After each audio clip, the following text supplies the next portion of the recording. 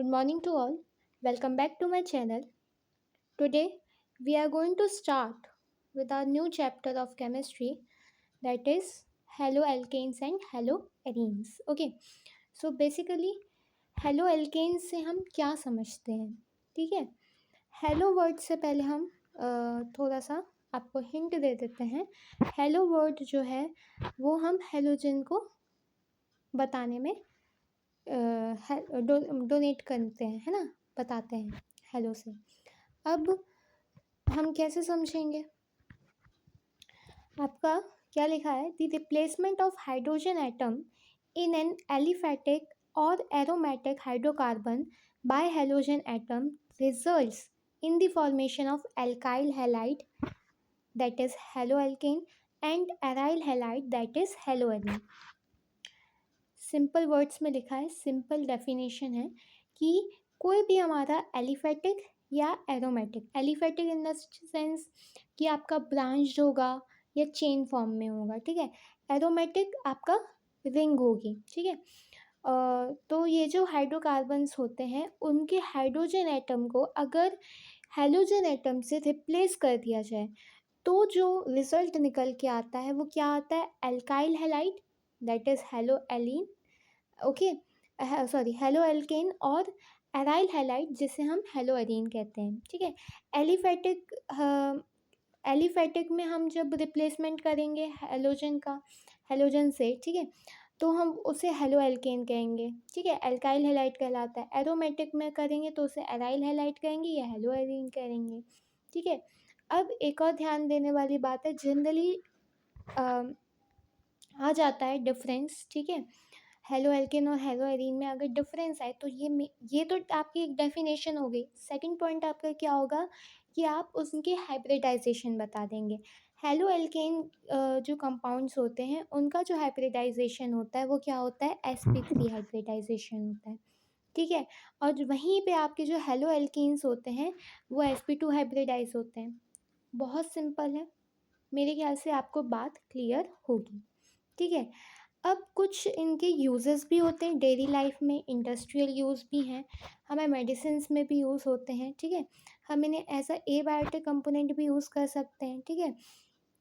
Typhoid fever में भी उसका काफ़ी इफ़ेक्टिव रोल देखा गया है, ठीक है. टाइफाइड फीवर को मीन्स कुछ ऐसे केमिकल्स होते हैं, कुछ ऐसे कंपाउंड्स होते हैं हेलोएल्केन और हेलोएरीन के, जो कि टाइफाइड फीवर को कम करने में हेल्प करते हैं, ठीक है.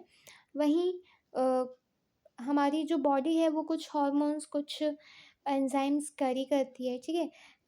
अगर सपोज़ आयोडीन की डेफिशिएंसी हो जाती है ना, थायरॉक्सिन की डेफिशिएंसी हो जाती है, तो इससे हमें कौन सी डिसीज़ कॉज होती है? गॉइटर. तो इसका भी सॉल्यूशन हमारी केमिस्ट्री में है, ठीक है. उसके लिए भी कंपाउंड्स होते हैं. ऐसे ही हमारी सर्जरीज़ में भी काफ़ी इम्पोर्टेंट रोल प्ले करती है, ठीक है. अब बात आती है जो हमारा सेकंड टॉपिक है, दैट इज़ क्लासिफिकेशन. मेरे ख्याल से आपको बात क्लियर होगी जो अभी तक मैंने समझाई. हमने क्या डिस्कस किया कि हेलोएल्केन्स और हेलोएलीन्स को मतलब क्या कहते हैं और उनका हाइब्रिडाइजेशन क्या होता है. अब हम बात करेंगे क्लासिफिकेशन के बारे में. ध्यान देने वाली बात यह है कि जो क्लासिफिकेशन होता है वो दो तरीके से हो सकता है, ठीक है. फर्स्ट क्या है? On the basis of number of halogen atom. कितने नंबर ऑफ हेलोजन एटम आपके कार्बन में जुड़े हैं, ठीक है. एक कार्बन से कितना हेलोजन एटम जुड़ा है, अटैच है, ओके. तो जैसे कि क्लासिफिकेशन कैसा हो सकता है? अगर सिर्फ एक हेलोजन एटम, डायग्राम देखिए. अगर सिर्फ एक हेलोजन एटम आपका जो अटैच है तो उसे हम क्या कहेंगे? मोनो.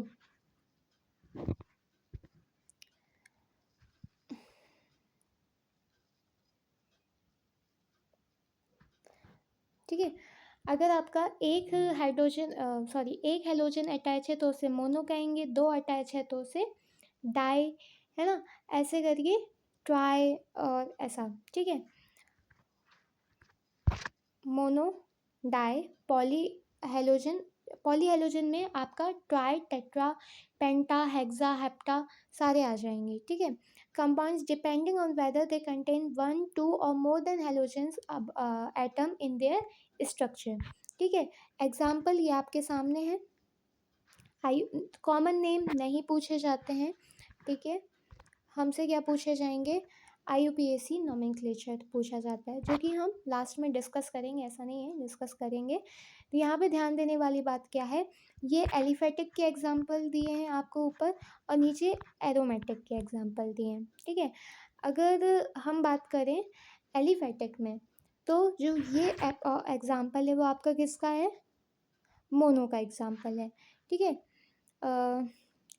और एक सारे मोनो के एग्जाम्पल हैं। ये जो एग्जाम्पल है वो आपका क्या है, प्राइमरी है ना। प्राइमरी का मेरा मतलब क्या है कि आपका जो हेलोजन है वो जिस कार्बन से अटैच है वो कार्बन कितने कार्बन से अटैच होता है, हम प्राइमरी, सेकेंडरी, टर्शरी कैसे निकालते हैं, ठीक है। क्योंकि सिर्फ 3 डिग्रीज होती हैं, प्राइमरी, सेकेंडरी, टर्शरी, उससे ज़्यादा क्यों नहीं हो सकती, क्योंकि मैक्सिमम जो कार्बन की कितनी वैलेंसी होती है, 4 होती है मैक्सिमम, वो 4 साइड से अटैच कर सकता है, इस कारण से, ठीक है। तो इसकी वैलेंसी 1 हो गई, इसकी 2 हो गई। ये जो क्लोरीन है आपका, वो जिस कार्बन से अटैच है, वो जो कार्बन है वो 2 कार्बन से अटैच है, तो इसकी वैलेंसी 2 हो गई। सिमिलरली इसकी वैलेंसी 1 हुई, सॉरी इसकी 1 है, 3 नहीं है, ठीक है, ध्यान देना। ऐसे ही आपका एरोमेटिक का है, ठीक है। चलिए अब हम बात करते हैं कि हाँ, एक और ख़ास बात है कि हम जो हमारे हेलोजेंस हैं या जो कंपाउंड्स हैं, नॉट हेलोजेंस, जो कंपाउंड्स हैं उन्हें हम किस बेसिस पे डिफ़ाइन कर सकते हैं, हाइब्रिडाइजेशन के बेसिस पे भी क्लासीफाई कर सकते हैं, ठीक है। उसमें से सबसे पहला आपका टाइप क्या होता है, एल्काइल हैलाइड, या उसे हम हेलो एल्केन्स भी कहते हैं, ठीक है। इसमें क्या होता है कि जो आपके एल्काइल हैलाइड होते हैं, the halogen atom is bounded to an alkyl group, ठीक है। जो हेलोजन एटम होता है वो एक एल्काइल ग्रुप के साथ अटैच होता है। एल्काइल ग्रुप समझते हो ना आप लोग, मिथाइल, इथाइल, ये सब क्या हैं, एल्काइल ग्रुप हैं आपके, ठीक है, CH3, ठीक है। Okay, they form a homologous series represented by CnH2n+1x, ठीक है। इसमें प्राइमरी, सेकेंडरी, टर्शरी होता है अकॉर्डिंग की हेलोजन जिस कार्बन से अटैच है उसका नेचर कैसा है, उसका एग्जाम्पल ये है। यहाँ पे देखिए बहुत अच्छे से समझ आएगा। जो आपका कार्बन है, जो आपका कार्बन है उसकी जो वैलेंसी है वो कितनी है, 1 है। कैसे, जो कार्बन है आपका वो 1 एक ही एल्काइल हैलाइड से जुड़ा है, अटैच है, ओके। यहाँ पे कार्बन की कौन सा डिग्री है, सेकेंड डिग्री, क्यों, क्योंकि जो कार्बन है वो 2 एल्काइल हैलाइड से अटैच है, यहीं पे 3 एल्काइल हैलाइड से अटैच है। एल्काइल हैलाइड कह लो या कार्बन कह लो, आपको जैसे इजी पड़े वहाँ पे ध्यान रखना है। sp3 हाइब्रिडाइजेशन में एलिलिक हैलाइड्स भी आते हैं और बेंजाइलिक हैलाइड्स भी आते हैं। एलिलिक और बेंजाइल हैलाइड्स में कंफ्यूज मत होना, बहुत सिंपल है, ध्यान क्या देना है, सी डी एलाइलिक हैलाइड्स में क्या ध्यान देना है, these are the compounds in which the halogen atom is bounded to an sp3 hybridization carbon atom adjacent to carbon double bond that is to an allylic carbon। बिल्कुल confuse होने की ज़रूरत नहीं है, हम एग्जांपल में देखेंगे। ये हमसे क्या कह रहा है कि एलाइलिक हैलाइड वो कहलाते हैं जिसमें जो आपका हेलोजन एटम होता है वो उस कार्बन से अटैच होता है जो कार्बन के एडजेसेंट जो कार्बन है उनमें डबल बॉन्ड स्ट्रक्चर हो। लाइक यहाँ पे देखो, इस वाले में अगर हम देखेंगे, और हाँ इसका जो हाइब्रिडाइजेशन होता है sp3 होता है, क्यों, क्योंकि हम अभी sp3 पढ़ रहे हैं और होता भी sp3 है, ठीक है। रीज़न ये नहीं है कि हम sp3 पढ़ रहे हैं, एक्चुअली रीज़न बस यही है कि इनमें जो हाइब्रिडाइजेशन होता है वो sp3 होता है, सॉरी, ठीक है।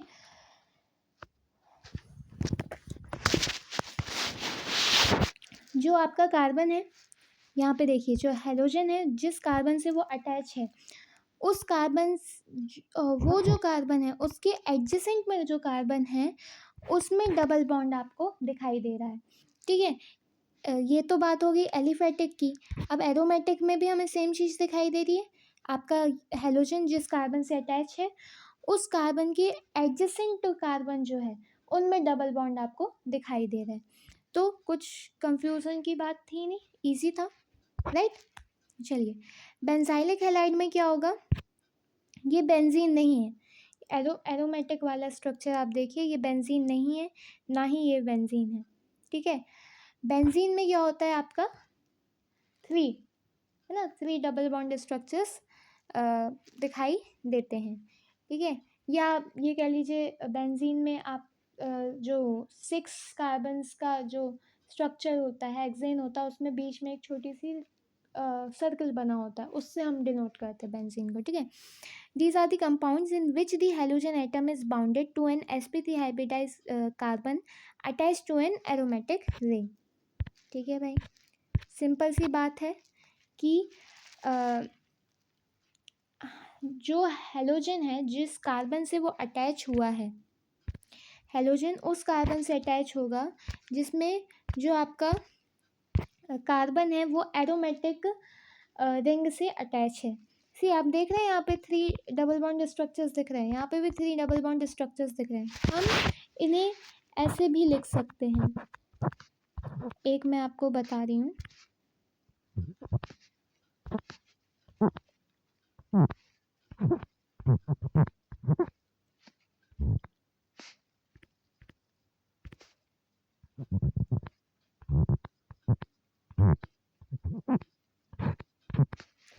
ठीक है, इसको भी हम ऐसे रिप्रेजेंट कर सकते हैं बेंजीन रिंग को, कोई गलत बात नहीं है। आई होप सो इतनी बात क्लियर होगी, ठीक है। तो हमने क्या डिस्कस किया, हमने ऑन द बेसिस ऑफ कितने नंबर ऑफ हेलोजेंस अटैच होंगे उसके बेसिस पे हमने डिस्कस किया था। तो हमने उसमें डिस्कस किया था कि मोनो, डाई, पॉली होता है। उसके बाद हमने sp3 हाइब्रिडाइजेशन के बेसिस पे किया। अब हम जो डिस्कस करने वाले हैं वो क्या है, आपका कंपाउंड्स जो जिनमें जो कार्बन होता है वो sp2 हाइब्रिडाइज का होता है। यहाँ पे देखिए, विनाइलिक हैलाइड में क्या है, आपका जो हेलोजन अटैच है जिस कार्बन से, वो डबल बॉन्ड, वो जो है डबल बॉन्डेड कार्बन है। तो डबल बॉन्डेड कार्बन का मतलब sp2 हाइब्रिडाइज। sp2 हाइब्रिडाइज आप कैसे समझोगे, जैसे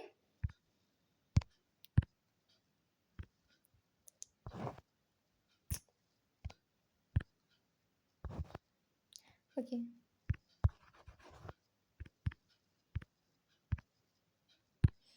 ये कार्बन है, सपोज डबल बॉन्डेड है। अब हमें इस कार्बन पे हेलोजन हमने अटैच कर दिया, ठीक है, और यहाँ पे आपका हाइड्रोजन है। अब आप ये बताइए इस कार्बन की क्या होगी, सॉरी,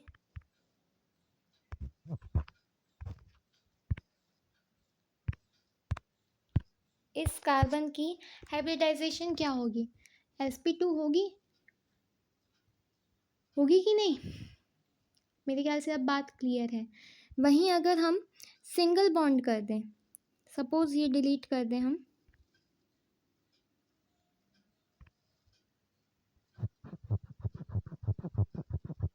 तो इस कार्बन की हाइब्रिडाइजेशन अब क्या हो जाएगी, H है, ठीक है, sp3 हो जाएगी। मेरे ख्याल से बात क्लियर है, ठीक है। इफ कोई भी डाउट हो प्लीज़ पूछिएगा, बहुत सिंपल टॉपिक्स हैं, सबको समझ आने चाहिए। तो विनाइलिक हैलाइड में सिंपल सी बात है कि आपका जो हेलोजन एटम जिस कार्बन से अटैच है वो कार्बन जो है वो आपका क्या है, sp2 हाइब्रिडाइज है। इसका मतलब sp2 हाइब्रिडाइज, इसका मतलब वो जो कार्बन है वो आपका डबली बॉन्ड कार्बन है, वो कार्बन किसी और कार्बन के साथ डबल बॉन्ड बना रहा है। मेरे ख्याल से इतनी बात क्लियर है। ओके, अब हम एराइलिक हैलाइड के बारे में बात कर रहे हैं। These are the compounds in which the halogen atom is directly bounded to the sp2 hybridize carbon atom of an aromatic group. ठीक है, सिंपल सी बात है कि एराइलिक हैलाइड में क्या होता है कि वो डायरेक्टली जो हैलोजन है वो डायरेक्टली उस कार्बन से अटैच होता है जो कि sp2 हाइब्रिडाइज का होता है, डायरेक्ट बॉन्ड बनाता है। ठीक है, अब मेरे ख्याल से इतनी बात सबको क्लियर होगी। ओके, अब हम आगे बढ़ते हैं नॉमेनक्लेचर की तरफ। नॉमेनक्लेचर इजी है, इतनी बातें अगर समझ आ गई तो नॉमेनक्लेचर में कोई दिक्कत नहीं आने वाली है। ठीक है, और मैंने ये एनसीईआरटी का टेबल ली है, तो उसी को मैं समझा रही हूँ, उसी को आपको रीड करना है तो आपको और अच्छे से क्लियर हो जाएगा। यहाँ पे देखिए,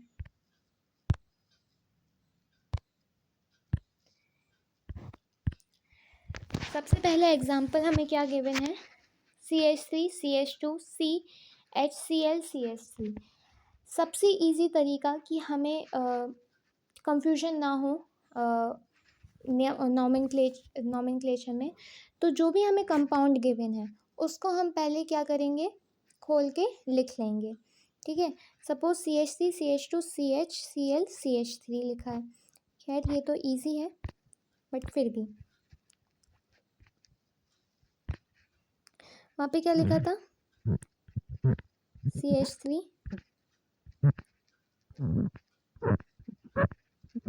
CH2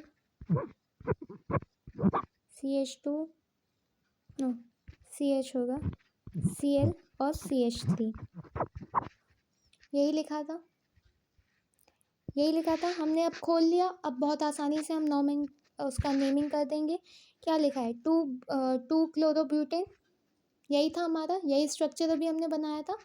तो बेसिकली क्या ट्रिक है, कोई भी हमें कंपाउंड मिलेगा, चाहे टफ मिले चाहे इजी मिले, हमें उससे नहीं मतलब, हम सबसे पहले स्ट्रक्चर बना देंगे। ठीक है, नेक्स्ट वाला क्या है, CH3 होल थ्राइस CH2Br। अब ये क्या बता रहा है कि जो ये आपका कार्बन है, ये वाला कार्बन है, उससे 3 कार्बन, 3 एल्काइल हैलाइड आपके मिथाइल ग्रुप अटैच हैं। ठीक है, उसके बाद उसके साइड में CH2 है और Br है। तो हम कैसे बताएंगे, 3 नहीं सॉरी, दो अटैच हैं, एक आपकी मेन चेन में चला जाएगा। 1 ब्रोमो 2 डाई मिथाइल प्रोपेन। मेरे ख्याल से बात क्लियर होगी। ओके, अब मैं एरोमेटिक की तरफ बढ़ रही हूँ। एक डबल बॉन्डेड वाला भी बता दे रही। ठीक है, CH2 डबल बॉन्ड CHCl। तो हम सबसे पहले क्या करेंगे, Cl को हम डिनोट करेंगे। तो हम दोनों तरफ से क्या है, चाहे हम यहाँ से बताएं चाहे हम यहाँ से बताएं, लेकिन सबसे ध्यान देने बात ये है कि हमें ऐसे नॉमेनक्लेट करना है कि हमारा जो डबल बॉन्ड आता है वो उससे प्राइमरी प्रेफरेंस मिलनी चाहिए। ठीक है, खैर इसमें कोई प्राइमरी सेकेंडरी नहीं है, क्योंकि चाहे हम क्लोरो पहले रखें चाहे वो दो ही हैं तो दोनों को ही सेम। तो हम क्लोरो इथीन लिखेंगे, इथेन नहीं ईथीन, क्यों, डबल बॉन्ड आ गया है। ये वाला देखेंगे यहाँ पे 3 है, तो हम सबसे पहले क्या लिखेंगे, हम 1 ब्रोमो नहीं लिखेंगे, हम क्या लिखेंगे 3 ब्रोमो। क्यों, अभी मैंने आपको बताया कि जब डबल बॉन्ड आता है तो हम डबल बॉन्ड को प्राइमरी प्रेफरेंस देते हैं, फर्स्ट प्रेफरेंस देते हैं। तो हम 3 ब्रोमो प्रोप इन लिखेंगे। ठीक है, अगर सपोज यहाँ पे CH होता और यहाँ पे CH3 अटैच होता तो हमारा वो क्या हो जाता, हमारा 4 ब्रोमो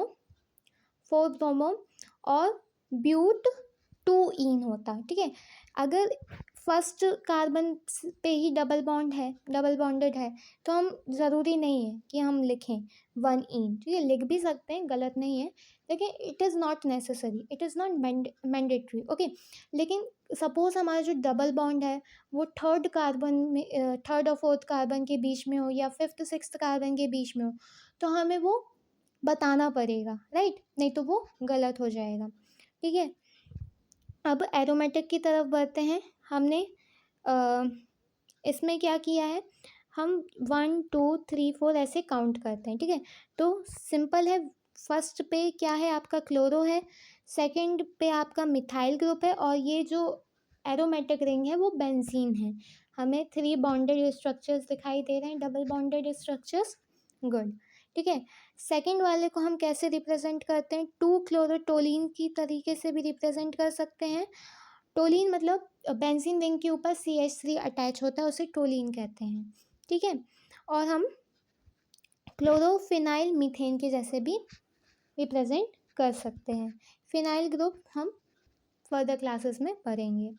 ठीक है, अब बात आती है क्वेश्चंस की, कुछ क्वेश्चंस देख लेते हैं, राइट। ओके, सबसे पहला क्वेश्चन है हमारा कि सॉल्यूशन सॉल्यूशन हो गया। Okay, draw the structure of all the 8। उसने बता दिया हमें कि ये जो हमें फॉर्मूला गिवन है उसके टोटल 8 आइसोमर्स होंगे।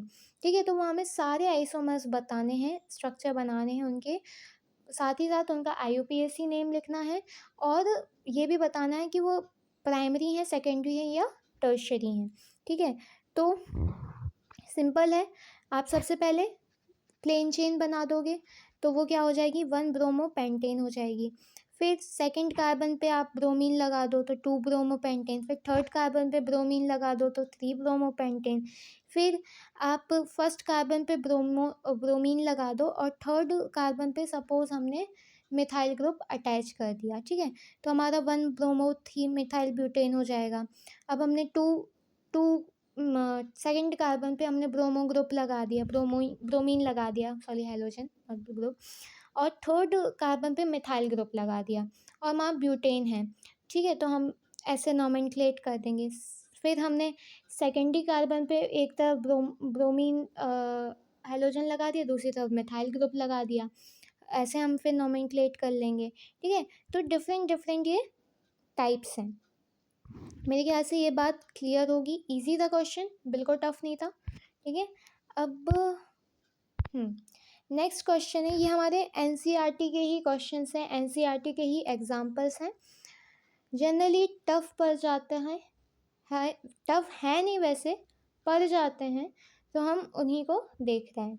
ठीक है, क्या ध्यान देने वाली बात है, अब लग रहा होगा कि बहुत टफ है, बिल्कुल टफ नहीं है। कैसे हम इसे इजी बनाएंगे, हम इन सब को खोल देंगे, हम इन सब जो हमें ब्रांच फॉर्म में दिख रहा है उनको हम खोल देंगे। ये क्या है, फर्स्ट वाला मैं सॉल्व कर रही आपके सामने, तो वहाँ पे लिखा है CH3, और ये C अटैच है, CH है जो कि डबल बॉन्ड है विथ CH, और ये C यहाँ पे H है, CH3 और Br है। ठीक है, सिंपल हो गया। यही हमारा स्ट्रक्चर है फर्स्ट का, 1 2 3 4, जो मेन, और 5 वहाँ पे भी है। ठीक है, तो मेन जो कार्बन चेन जा रही है उसमें आपके कितने एटम्स जा रहे हैं, कार्बन के 5 एटम्स जा रहे हैं। ठीक है, सेकेंड एटम पे आपका क्या है, एक ब्रोमो ग्रुप अटैच है, सॉरी ब्रोमीन अटैच है, तो हमारा इसका IUPAC नॉमेनक्लेचर क्या हो जाएगा, 2 ब्रोमो पेंट एन, सॉरी नहीं, यहाँ पे डबल बॉन्ड भी है तो 2 ब्रोमो नहीं हो सकता, क्यों, क्योंकि हमें इथेन को मीन्स डबल बॉन्ड को प्राइमरी प्रेफरेंस देनी पड़ेगी। हमारा क्या हो जाएगा, 4 ब्रोमो पेंट 2 इन। ठीक है, 4 ब्रोमो पेंट 2 इन, देखिए 4 ब्रोमो पेंट 2 इन, सिंपल था, इजी था कि नहीं, था ना। ओके, इस वाले को कैसे करेंगे, सेम खोल देंगे, तो हमारा स्ट्रक्चर क्या बनेगा, 3 ब्रोमो 2 मिथाइल ब्यूट 1 इन। ठीक है,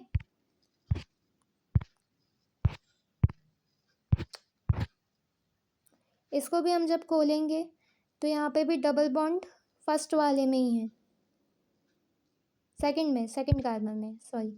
4 ब्रोमो 3 मिथाइल पेंट 2 इन। ठीक है, तो मेरे ख्याल से समझ आया होगा, नॉमेनक्लेचर भी समझ आया होगा, कैसे खोलना है, कैसे हमें सिंपल वे में रिप्रेजेंट करना है, कैसे हमें डाउट्स क्रिएट नहीं होंगे। आई होप सो सारी बातें क्लियर होंगी। इफ़ कोई भी डाउट होता है अभी भी, तो आप प्लीज़ कमेंट सेक्शन में मुझे ज़रूर बताइएगा। और कुछ पढ़ाने में कमी लग रही हो या कुछ लगे कि किसी और वे में बताना चाहिए, तो वो भी आप कमेंट कर सकते हैं, बताइएगा ज़रूर। And thank you, have a nice day.